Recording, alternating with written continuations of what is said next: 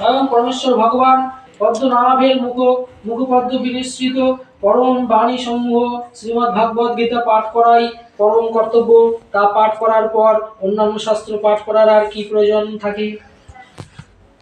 ভারতামৃত সর্বস্বং বিষ্ণুর্ভক্তাদ বিনিশ্রিতং গীতা গঙ্গোদং পিতা পুনর্জন্ম ন বিদ্যতে।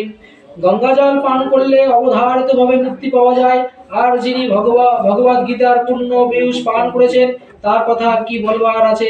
ভগবদ গীতা মহাভারতের অমৃত রস, যা আদি বিষ্ণু ভগবান শ্রীকৃষ্ণ নিজেই বলে গেছেন।